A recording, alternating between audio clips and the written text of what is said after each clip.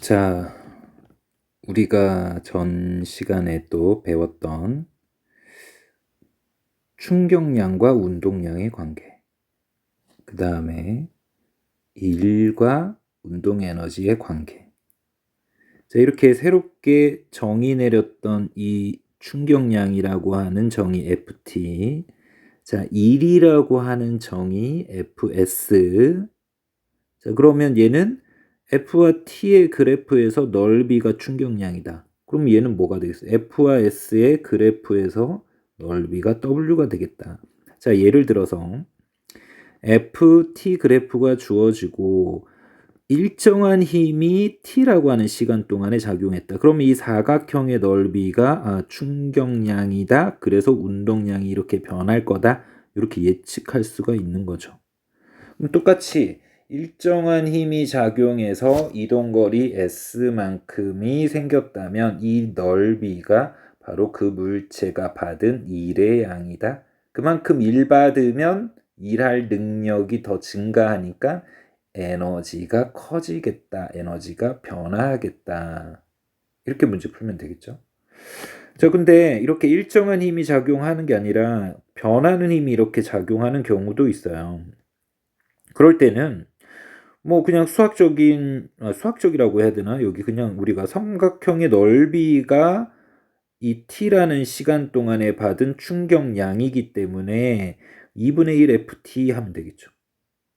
자, 그러면 만약에 또 F와 S의 그래프에서 힘이 일정한 게 아니라 이렇게 위에 것처럼 일정한 게 아니라 지금 이렇게 또 점점 일정하게 커지는 힘이면 얘도 역시 삼각형이니까 2분의 1 FS 하면 되겠죠.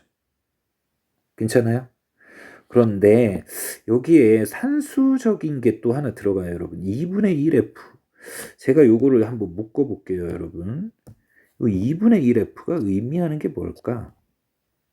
이렇게 변하는 힘이라고 하더라도 우리는 이 변화마저도 일정한 힘처럼 생각하고 싶어요. 0, 1, 2, 3, 4, 5, 6, 7, 8, 9, 10까지 변했다고 하면 이거를 하나의 숫자로 표현하고 싶은 막 욕구가 들지 않아요? 그 개념이 뭐야? 바로 얘가 이렇게 일정하게 증가한 것을 가운데 힘이 일정하게 작용한 것처럼 생각하는 거. 그게 바로 뭐예요? 평균 힘이죠, 평균 힘. 평균 힘이 이렇게 작용해서 얘가 이제 평균 힘이 이렇게 작용해서 t 동안에 요 넓이가 결국은 삼각형의 넓이이기 때문에 이만큼의 평균 힘이 시간 동안 작용해서 충격량을 그만큼 받았다. 이렇게 해석해도 되죠. 그럼 얘도 마찬가지로 2분의 1 F가 뭐 우리가 2분의 1 밑변 곱하기 높이 삼각형의 넓이를 구하는 거지만 이 2분의 1이 결국은 0에서부터 1, 2, 3, 4, 5, 6, 7, 8, 9, 10까지 증가했다면 얘가 이제 5의 평균 값을 얘기할 수가 있는 거죠. 얘도 역시 평균을 의미한다. 평균을 쓸 때 이렇게 발을 많이 붙이죠. S만큼 이동하는 동안의 평균 힘이 2분의 1 F다. 이게 이제 삼각형에 2분의 1이 들어가는 물리적인 해석이 평균의 개념이 또 들어가요, 여기에서. 이건 정말 괜찮은 것 같아요. 한번 생각해 보는 게. 사실은 뭐 이 전체 사각형 FS의 반절이다라고 할 수 있지만 지금 제가처럼 이렇게 2분의 1 F 여기 2분의 1 F가 갖는 의미는 평균 힘 이렇게 해석해도 된다라는 거. 물리는 다시 한번 강조하지만 어떤 하나의 힘, 하나의 숫자로 이 상황의 규칙성을 설명하려고 하는 거. 요 하나의 숫자로 이 평균임에 해당하는 하나의 숫자로 이 어떤 물리적인 현상, 이 자연적인 현상을 설명하려는 게 특징인 것 같다라고 얘기할 수 있겠습니다. 자, 근데 이제 우리는 지금 일과 에너지 이 부분을 공부하고 있죠. 근데 이렇게 일정한 힘이 작용하는 거는 이제 생각하기가 쉬워요. 그럼 이렇게 거리가 증가하면서 이렇게 일정하게 힘이 증가하는 그러한 예가 있냐 이거야. 뭐 억지로 만들면 있을 수도 있겠지. 이렇게 운동했다며. 근데 얘가 실제로 딱 요렇게 힘이 작용하는 자연 현상이 있어요. 그게 뭐냐? 바로 탄성력이에요, 탄성력. 그래서 우리는 이런 운동을 했다라고도 하지만 우리 교과서에 소개되어 있는 탄성력에 대한 설명을 통해 가지고 바로 우리가 실생활에 어떻게 보면 적용하는 거라고 볼 수 있어요. 이렇게 거리가 증가하면 일정하게 힘이 이렇게 쭉 증가하는 요런 상황. 요거를 한번 보도록 하겠습니다. 자, 용수철처럼 이렇게 연결한 상황에서 작용하는 힘을 탄성력이라고 합니다. 일단 탄성력의 정의부터 한번 볼까요? 탄성력의 크기는 변형된 길이에 비례하고 방향은 변형된 방향과 반대 방향. 여기 있죠? 변형된 방향과 반대 방향. 요 반대 방향. 여러분, 얘가 지금 늘어나는 방향이 지금 있으면 반대 방향 어디야? 바로 평형점으로 가려는 힘이죠. 그럼 얘를 거꾸로 얘가 이렇게 압축되는 경우도 있겠죠. 지금 그림을 옆에서 살짝 그리면 제가 간단하게 요렇게 지금 누군가가 이제 어디로 힘을 줘요? 얘는 미는 힘이죠. 미는 힘. 미는 힘을 주면 용수철은 원래 모양, 원래 상태로 이렇게 되돌아가려는 뭐가 있어요? 탄성력이 생기겠죠. 자, 방향은 변형된 방향과 반대 방향으로 이렇게 탄성력이 작용하는 특징이 있다. 요 반대 방향이라고 하는 것이 이제 반대 방향이 여러분 보세요. 얘가 있을 때는 왼쪽, 얘가 왼쪽으로 밀 때는 오른쪽. 뭐 이거를 이제 하나는 마이너스면 이때는 플러스고 되고 플러스면 마이너스, 이렇게 우리가 구하기가 힘들죠. 이럴 때 우리가 항상 중심 방향으로라고 이렇게 해주고 어떤 외력 F에 대한 힘이기 때문에 이런 거를 쓸 때 보통 이렇게 F는 마이너스 KX 형태로 이렇게 쓰기도 합니다. 그래서 요 마이너스의 요 의미가 반대 방향이라는 의미를 또 해석하면서 이렇게 항상 되돌아가려는 특징을 나타내는 뭐 복원력이라는 개념이 또 여기에서 나중에 붙어요. 뭐 이건 몰라도 돼요, 여러분. 부호 같은 거는 그냥 참고로 반대 방향. 자, 뭐야? 늘어날 때는 평형점으로, 압축될 때도 평형점으로. 근데 이 방향이 다르는 경우가 있기 때문에 이걸 동시에 표현할 수 있는 방법이 마이너스를 붙여가지고 표현한다. 그래서 이런 것들을 누가 표현했냐? 뭐 후크라고 하는 사람이 요 복원력에 대한 설명을 좀 많이 하고 탄성력에 대한 어떤 정의를 내려서 이걸 후계 법칙 뭐 이렇게도 이야기를 합니다. 그냥 참고로 우리가 뭐 한번 소개를 해드렸고요. 자, 왜 x가 왜 붙냐면 얘가 지금 여기서 용수철이 조금씩 평형점에서부터 조금씩 늘어나면 늘어날수록 이 당기는 힘이 점점 세져요. 그러니까 처음에 당길 때는 힘이 약한데 이제 이게 길이가 길어지면 길어질수록 작용하는 힘이 길어질수록 이 y값이 점점 커지는, 굉장히 규칙적으로 커지는 특징이 바로 이 탄성력에서 나타나요. 그래서 F는 이 X에 비례한다. 근데 이 K가 뭐겠어요? K를 우리는 용수철, 상수라고 해요. 용수철의 단단한 정도, 뭐 용수철의 어떤 특징이라고 볼 수 있어요. 여러분, 얘가 이제 뭐 볼펜 심에 있는 용수철이라면 사람의 힘으로도 이렇게 쉽게 당기는데, 얘가 만약에 여러분 자동차에 있는 스프링이라고 자동차 뭐 바퀴 옆에 붙어 있는, 그런 용수철이라고 한다면 사람의 힘으로 절대 못 움직이죠. 용수철이 얼마나 단단하냐, 뭐 잘 늘어나냐, 그런 모든 특징을 갖고 있는 특징을 우리는 그냥 용수철 상수 K라고 이렇게 표현을 하죠. K. 그래서 K, 특정한 용수철의 어떤 규칙성, 이 숫자는 보통 다 주어집니다. 주어지거나 아니면 X와 F가 주어져서 이 K를 구하라고 하는 경우도 있어요.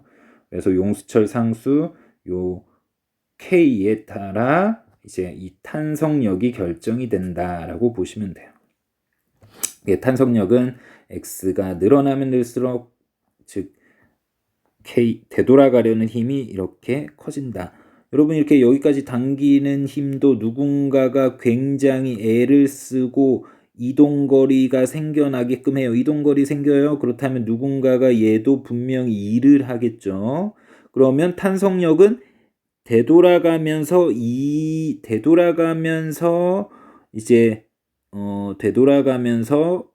여기에 있는 어떤 물체가 있다면 그 물체를 뭐 하는 능력이 생기는 거야? 일할 능력이 생기는 거죠. 그래서 이 일할 능력이 이 위치가 옮겨가면 갈수록 뭐다? 일할 능력이 잠재되어 있다라고 해서 이거를 용수철, 즉 탄성력에 의한 잠재되어 있는 능력, 에너지. 그래서 이거를 탄성력에 의한 포텐셜 에너지다라고 얘기를 합니다. 자, 포텐셜 에너지 종류가 몇 개 있다? 2개가 있다. 자, 잠시 또 우리가 아까 필기했던 거 잠시 한번 보러 가볼까요? 자, 지금 여기 있는 요 일정한 힘이 작용하는 것은 어떻게 보면 중력에 의한 포텐셜 에너지죠. 다시 여기 중력에 의한 포텐셜 에너지. 그래서 여기 중력 앞에 적으면 이 얘가, 여기 해당하는 얘가 중력에 의한 포텐셜 에너지. 그럼 여기에 지금 두 번째 그래프에 해당되는 것은 이런 거리가 늘어나면 늘어갈수록 작용하는 힘이 커지면서 나타나는 포텐셜 에너지가 바로 탄성력에 의한 포텐셜 에너지라고 이렇게 표현할 수 있겠죠. 자, 그럼 다시 교과서로 한번 가보겠습니다. 자, 앞서서 설명한 내용이지만 이 탄성력이 작용하면서 이동거리에 해당하는 요 그래프, 요거는 우리가 길이에 해당하니까 S라고 얘기할 수 있겠죠. S, 얘는 FS에 해당하는 넓이는 뭐다? 1이다. KX 곱하기 X. 그러면 KX가 X가 2번이니까 제곱해서 2분의 1. 그냥 삼각형 넓이 구하는 공식이죠. 지금 이게 뭐라고요? 삼각형 넓이 구하는 거죠. 넓이 구하는 식이죠. 이 자체가 여기 KX라고 주어진다면, 여기 X라고 주어진다면, 그럼 얘가 갖고 있는 의미를 알아야 되겠죠. 이 의미가 교과서에 이제 친절하게 있어요. 자, 볼게요. 힘의 크기가 KX이다. X일 때, X의 길이를 갈 때 KX이다. 따라서 평형 상태로부터 X만큼 늘어나는 동안 용수철의 아까 선생님이 강조했죠. 평균 힘은 그림 나와 같이 평균 힘은 F에 이제 바를 붙여가지고 평균으로 기울어지지 않고 뭐 일정한 값이라는 뜻에서 2분의 1 KX라고 쓸 수 있다. 여러분 2분의 1 KX, 2분의 1 F를 말하는 거예요. 그리고 그동안 힘이 한 일, 평균 힘 곱하기 이동거리, KX 곱하기 X. 그래서 2분의 1 KX 제곱이 바로 탄성력에 대해 용수철에 가할 때 이 F라는 힘, 탄성력만큼 힘이 작용했죠. 그래서 그 F가 한 일의 양을 우리는 2분의 1 KX 제곱이다. 그만큼 이걸 지금 누가 했어? 이 손이 한 거죠, 손. 그런데 얘는 탄성력만큼 당겼기 때문에 사실 R자임이 0이에요. 그래서 여기에 만약에 물체가 이렇게 있다면 물체가 여기서부터 여기까지 가는 동안의 속도가 증가하지 못하죠. 왜? 탄속력만큼 잡아당겼으니까. 그러니까 대신에 이 탄성력이 뭐 할 가능성이 생긴 거야. 탄성력이 이 물체를 당기면서 이동거리를 만들 잠재 능력을 가지고 있죠. 그걸 우리는 뭐라고 한다? 용수철에 저장되는 탄성 포텐셜 에너지. 자, 탄성 포텐셜 에너지. 용수철을 통해 이 사람이 당기는 힘의 평균값에 그만큼 이동한 거리 곱한 요 양이 일한 양이야. 그러면 우리가 여기에 해당하는 물체가 있다면 이 물체에게 사실 일을 하는데 이 물체는 또 탄성력을 받을 거죠. 받을 가능성이 잠재되어 있어. 힘이 작용해서 속도가 빨라질 가능성. 탄성력에 의한 알짜임에 의해서 운동 에너지가 증가할 능력이 잠재되어 있다 해서 탄성 포텐셜 에너지라고 이야기를 할 수가 있습니다. 물리학 원의 또 특징은 여러분 마찰이나 공기저항 대부분 무시하고 이제 이야기를 하고 있죠. 그래서 물체가 일을 받으면 뭐 그만큼 운동 에너지나 포텐셜 에너지가 커진다. 무슨 얘기냐? 그만큼 일할 능력이 더 생기는 거예요. 일을 받았기 때문에 일할 능력이 더 생겼어. 다시 해서 운동 에너지가 커진다라고 얘기할 수 있겠습니다. 자, 다음 페이지. 이러한 에너지의 특징을 가지고 우리가 이 중력에 대해서 그리고 또 어떤 힘을 배웠어요? 탄성력에 대해서 이렇게 규칙적으로 작용하는 힘, 규칙적으로 일정한 힘이 작용하고 또 규칙적으로 늘어나면 또 일정하게 늘어나는 자, 늘어나면 일정하게 늘어나는 이것도 사실 뭐 어떻게 보면 규칙적이라고 볼 수 있죠. 이렇게 규칙적으로 작용하는 힘에 대해서 이제 일을 하게 된 물체들은 이제 또 한 특징이 나타나요. 어떤 특징이 나타나느냐 봅시다. 자, 이런 특징을 설명하기 위해서 이제 필요한 새로운 개념이 바로 역학적 에너지라고 볼 수 있습니다. 자, 운동 에너지와 여기 나오는 운동 에너지와 플러스 포텐셜 에너지를 합한 것을 역학적 에너지라고 한다. 그러면 물체가 중력이나 탄성력을 받아서 운동할 때 역학적 에너지는 어떻게 될까? 지금 여러분이 운동 에너지는 다 똑같은데 포텐셜 에너지가 종류가 두 개 있죠. 뭐가 있어요? 중력에 의한 포텐셜 에너지. 또 우리가 좀 전에 봤던 탄성력에 의한 포텐셜 에너지. 그 과정의 합을 우리 역학적 에너지라고 하고 또 결론은 역학적 에너지가 뭐 한다? 사실 보존되는 게 이제 가장 중요하죠. 보존되는 과정을 이제 보도록 하겠습니다. 자, 해보기 나옵니다. 자유낙하하는 물체의 역학적 에너지를 계산해보자. 우리가 자유낙하는 등가속도 운동의 이제 대표적인 하나의 예이고 우리가 높이에 따라 이제 속력이 일정하게 또 증가하는 그런 어떤 규칙성들을 알기 때문에 이런 뭐 측정을 했다라고 한다면 우리가 지금 약속한 운동 에너지 더하기 포텐셜 에너지 역학적 에너지 즉 뭐 포텐셜 에너지와 운동 에너지를 각각 구하고 역학적 에너지가 어떤지 이제 비교할 수 있는 내용이죠.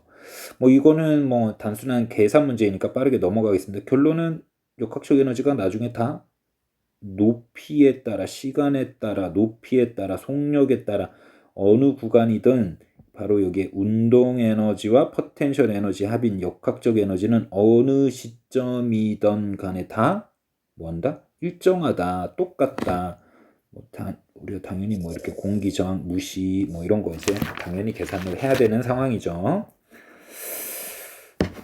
그럼 왜 이렇게 역학적 에너지가 일정한지에 대해서 우리가 이제 좀 이야기를 해 봐야 되겠죠.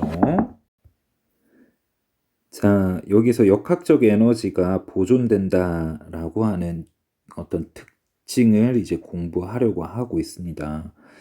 그러면 이게 이제 왜 역학적 에너지가 보존되는지, 역학적 에너지 보존 법칙이라고 하는 것이 나오게 된 배경이 지금 이렇게 설명이 되고 있어요. 배경. 자, 요 과정을 여러분이 어느 정도 이해해야, 역학적 에너지가 이렇게 당연하게 보존되는구나. 그걸 통해서 내가 이때 V를 구할 수 있구나. 또는 이때 V2를 구할 수 있구나. 아니면 이때 H2 높이를 구할 수 있구나. 또는 이때 H1, 이 V1의 속력과 H1의 어떤 높이를 구할 수 있구나. 뭐 우리가 당연히 변이 물어보죠. 속도 물어보죠. 뭐 당연히 운동을 또 분석할 수 있구나. 이렇게 이제 넘어가게 되는 거예요. 자, 이거 한번 보도록 하겠습니다. 공기 저항 무시. 우리가 대부분 이런 것들 다 무시합니다. 높이가 hg인 곳에서 가만히 놓은, 여러분 이 가만히 놓은 이제 자주 등장을 하는데, 가만히 잡고 있다가 놓았다. 이 무슨 얘기예요? 이게 자유낙하했다라고 해석해야 돼요. 뭐라고요? 자유낙하. 자, M인 물체가 중력을 받아 낙하할 때 힘은 mg로 일정하다. 자, 일정한 mg가 쭉 작용하니까 일정한 가속도 g로 운동하겠죠. 그래서 자유낙하의 특징은 가속도가 g인 무슨 운동이다? 등가속도 운동이다. 등가속도 운동이다. 자, 그래서 이 물체는 H1에서 H2로 변하는 동안 속력 V에서 V2로 변하였다면 중력이 한 일만큼 물체 운동 에너지도 커지므로, 자, mgh1에서 h2, 자, 얘가 갖고 있던 포텐셜 에너지가 이렇게 지금 감소했어요. 지금 감소한 양 요거를 말하는 거죠.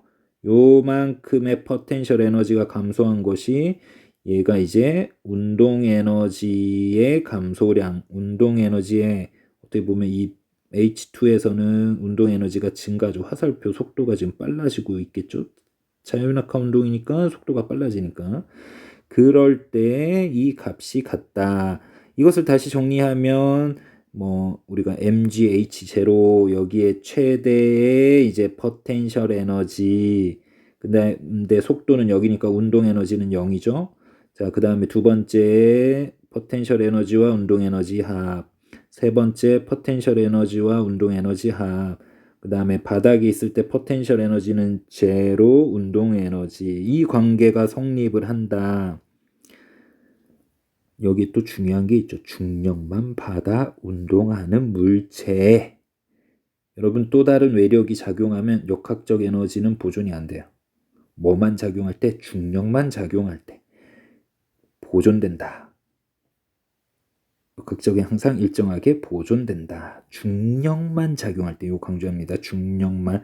여기에 만약에 공기의 마찰력 작용한다, 또 여기에 누군가가 힘을 가한다, 이러면 이제 처음에 갖고 있던 역학적 에너지의 어떤 뭐 여기에 역학적 에너지, 여기에 역학적 에너지, 여기에 역학적 에너지가 이제 변하게 돼서 위와 아래에 뭐 힘을 가하게 되면 역학적 에너지는 보존이 된다라고는 볼 수가 없겠습니다.